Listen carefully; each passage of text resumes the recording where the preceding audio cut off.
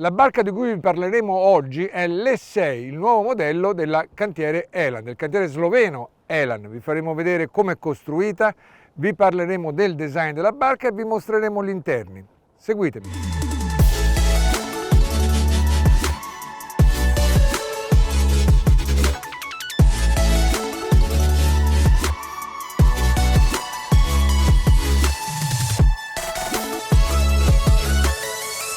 Siamo in Slovenia, davanti al bellissimo borgo di Pirano, appena fuori da Porto Rose, dove è il centro prova dell'Elan. E noi siamo venuti proprio a Porto Rose per provare l'ultima imbarcazione del cantiere sloveno, l'E6, una barca che è andata in acqua a gennaio 2022. Noi adesso siamo a giugno 2022.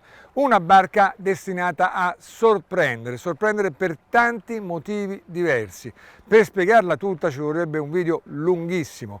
Quello che noi facciamo, qui vi diamo una panoramica generale, poi andate a scaricare la prova in mare dal link nella finestra di descrizione sotto il video o dal primo commento in evidenza e lì troverete ancora più informazioni. Sorprende perché? Perché innanzitutto è una barca molto leggera, 11.250 kg reali, effettivi, cosa che per Elan non è una cosa usuale perché negli anni Elan che ha sempre fatto barche veloci, però qualche problemino con i pesi tra progettazione e peso reale ce l'ha avuta. Con questa barca, per non correre nello stesso rischio, cosa hanno fatto? Hanno chiesto la consulenza di Gurit, una società specializzata nelle strutture, e con loro hanno raggiunto l'obiettivo. Cosa ha fatto Gurit? Gurit gli ha detto dove andare a usare determinati materiali e con quali sistemi usare quei materiali. Loro l'hanno fatto e hanno ottenuto il loro risultato. E adesso andiamo a vedere quali sono questi sistemi. Innanzitutto vediamo che la barca è tutta sandwich, opera morta, opera viva, coperta. Chiaramente in opera viva non c'è sandwich intorno alla chiglia, intorno agli assi del timone e intorno alle prese a mare. Lì chiaramente è tutto solid. Però tutto il resto è sandwich ed è un sandwich di Coricel.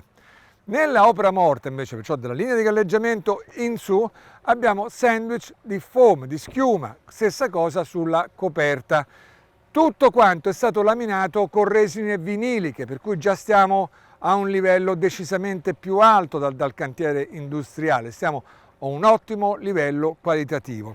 Ma ancora più sorprendente è il sistema di laminazione. La Elan ha usato il sistema infusione 3D. Che cosa significa? Fino ad oggi gli scafi venivano infusi lo scafo e poi dopo le strutture fatte a terra con il sistema classico della laminazione a mano venivano laminate all'interno dello scafo ottenuto con l'infusione, ma questo accresceva il peso, era un problema di peso e loro il peso non lo volevano, per cui hanno utilizzato questo sistema, un sistema molto particolare che gli ha permesso di fare un'infusione scafo e strutture laterali, ovvero sia le ordinate, quelle che prendono gli sforzi dall'albero attraverso le sartie e le vanno a scaricare sulla chiglia. Sono tra le strutture fondamentali della barca, sono state tutte infuse in una sola volta, scafo e strutture laterali.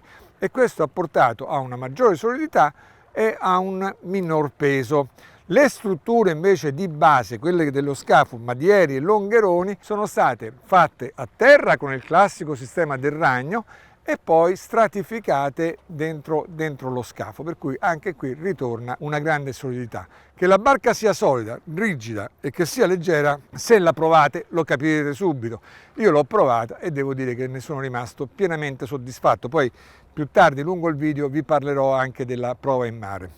L'altra cosa che sorprende di questa barca è il design. Questa barca è carica di design, anzi io direi che essa stessa è un oggetto di design, ed è un oggetto di design perché a progettare la barca sono stati due nomi veramente importanti. Uno, Rob Humphrey, che è il progettista, quello che ha fatto le linee d'acqua, il responsabile delle prestazioni dell'imbarcazione, e l'altro, niente po' di meno che lo studio di design Pininfarina.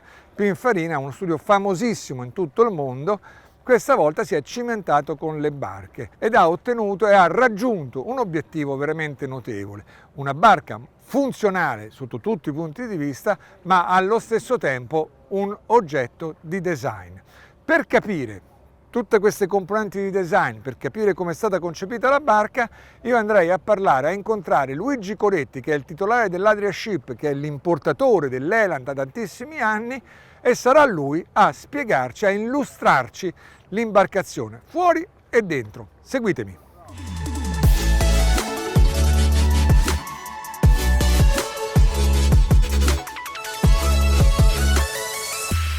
Ciao Luigi. Maurizio, ciao. E grazie mille di averci ospitato a bordo su questa magnifica imbarcazione. Grazie a voi per essere venuti a trovarci. Da molto lontano. Però Portorose, il Golfo merita, Pirano merita, sì, qua si sta bene. Sì, verissimo.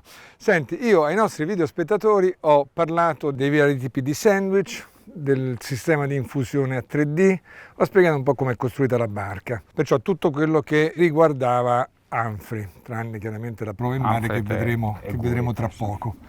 E adesso però invece volevo parlare di tutto quello che riguardava l'altro nome di prestigio, Pininfarina, che ha caratterizzato questa barca come non avevo mai visto. E da italiano fa anche piacere, Fa no? anche La mano italiana si piacere, vede, fa no? anche molto Lo piacere. stile, il design lo vediamo. Sì, Sì, non lo vediamo solo negli interni, ma lo vediamo anche all'esterno. sì, molto anche dell'esterno. A partire dallo scafo, che è molto sexy, perché è stata Pininfarina che gli ha fatto alzare lo spigolo, infatti lo scafo è molto più svasato e dal mare sembra appunto, come dicevo, più accattivante, più sexy. Luigi si riferisce allo spigolo che troviamo in carena, che ormai hanno tutti i cantieri lo fanno, perché è quello spigolo che serve ad allargare la parte bassa dello scafo, per cui aumentare i volumi interni. Infatti poi vi faremo vedere la cabina di prua, che è veramente molto larga. Quello che ha l'E6 in particolare è che sono riusciti a dissimulare molto bene questo spigolo, quasi non si vede, questa è una cosa molto carina. Salendo poi sulla coperta, molto bella anche la tuga. La prima volta che sono venuto qui a Portorose, quando hanno fatto il lancio, da lontano sembrava quasi non vederla, sembrava quasi flash, poi quando si è avvicinato chiaramente ha iniziato a vederla, quindi hanno giocato con le linee, l'hanno resa molto aggraziata, molto dolce, quindi da lontano non la vedi, poi in realtà c'è, però grazie al gioco che hanno fatto con le linee della tuga è veramente Secondo me con le linee della tuga e anche col capo di banda che è abbastanza, Esatto, alto, sì. Per cui taglia l'altezza della tuga da fuori. Venendo poi indietro abbiamo un pozzetto che è enorme, veramente grande. Molto grande, e quelli sono i 4 bicchieri dei 2 tavolini, no? Sì, come sempre dice Humphrey, siamo su un concetto 60-60, quindi il tavolo per la crociera ci vuole. Pur avendo un'ergonomia da regata, studiato da un team di olimpionici qua della Slovenia, abbiamo il tavolo anche per poter mangiare quando siamo in baia in vacanza. Considerate sempre, vi ripeto, stiamo su un performance, ma è un performance comunque orientato alla crociera. Questa è una barca che può andare all'armatore che vuole fare regate e ha velleità di vittoria, ma va soprattutto all'armatore che vuole fare delle crociere anche molto lunghe, ma le vuole fare a vela, non le vuole fare a motore, per cui si compra una barca di questo tipo. Beh, quest'oggi l'abbiamo visto, no? Oggi l'abbiamo visto. Con 6-7 nodi, eravamo a sì, 6-7 nodi tutto il tempo. Questa mattina abbiamo provato la barca, in effetti abbiamo quasi sempre fatto la velocità del vento reale e in alcuni momenti anche un 1,2 in più del vento reale, che non è male insomma come raggiungimento di velocità. Abbiamo detto del pozzetto, vogliamo parlare di questa zona? In questa zona abbiamo questi gavoni che sono opzionali, con il frigo e con il barbecue, quindi fondamentali per la crociera. È chiaro che abbiamo dei clienti più esigenti per la regata che i gavoni non li vogliono e vogliono la plancetta di poppa a filo del capestio. Perfetto, o addirittura perciò tutta la poppa aperta. Tutta la poppa aperta, perché la considerano anche questa molto più funzionale, poi non vogliono peso. Certo. Questo è peso chiaramente dietro, ma soprattutto mi limita questo spazio qua, per cui in crociera va benissimo, in regata un pochino di meno. Poi puntapiedi e il gavone. Questo gavone merita una nota. Normalmente i gavoni che si trovano in questa zona del pozzetto sono delle botole che vanno direttamente nello spazio della poppa, dove ci sono anche i settori delle due pale del timone, e questo porta qualche problema perché le cose si possono incastrare e possono dare problemi. Loro invece cosa hanno fatto? Hanno fatto un botolone molto grande, ma l'hanno cassonato, cioè se io lo apro non vedo i settori, vedo questo cassone che è un vero e proprio gavone dove io posso mettere tante cose, ma le posso mettere in piena sicurezza. Questi due invece laterali si alzano e formano le piattaforme per andare di bolina. Detto questo, Andiamo dentro. andiamo dentro. Andiamo a vedere questa mano Andiamo a vedere gli italiana. interni, vai. A te.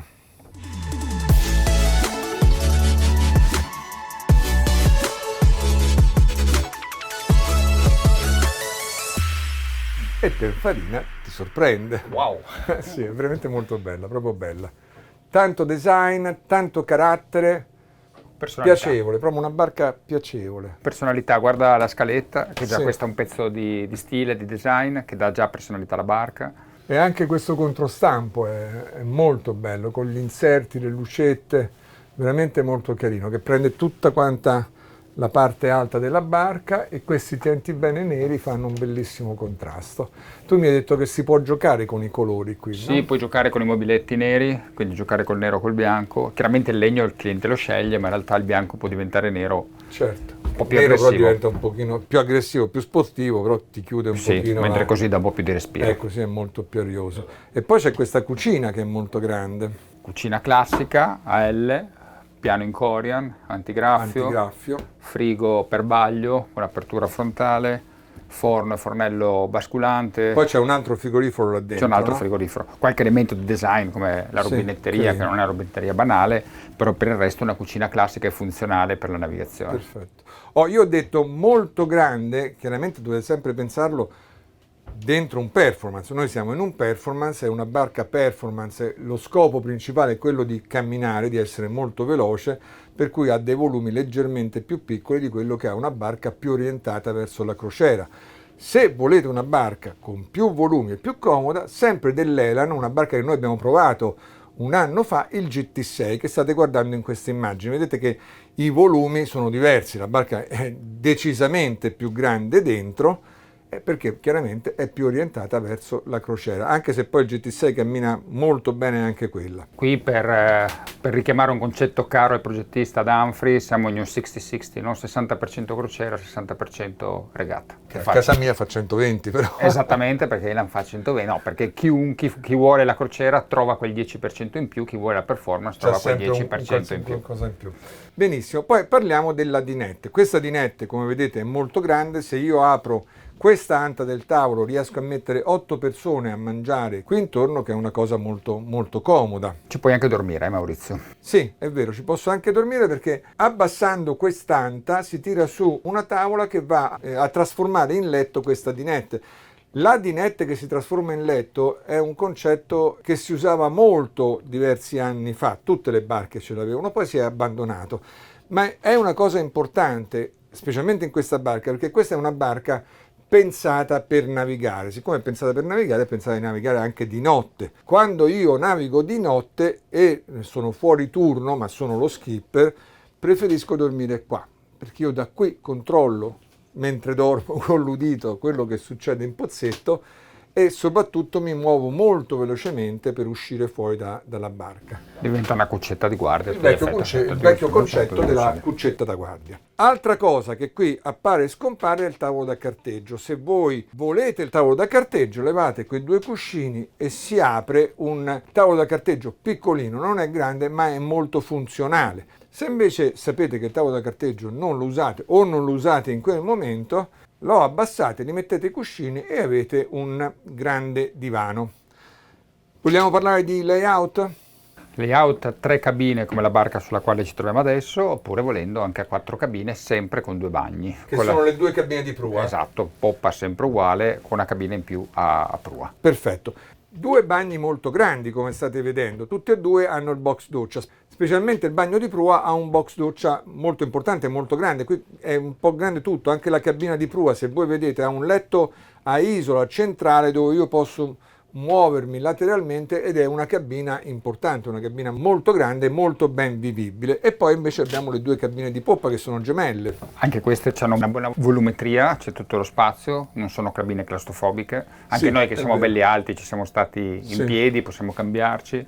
E poi ho visto che c'è un armadio a 2 ante abbastanza grande, Molto mensola capiente. e vano portascarpe. Sì, che sono Che è cose che molto anche queste non si trovano più, no? Che sono belle, Sì. c'è molto spazio. Sì, però insomma qui C'è bello spazio. Sono messe bene, sono messe molto bene. Senti, a questo punto io riprenderei la nostra veleggiata e continuerai a vedere come va la barca. Non c'è molto vento, ma vedrai che ci stupirà. Non ce n'era. Andiamo a veleggiare.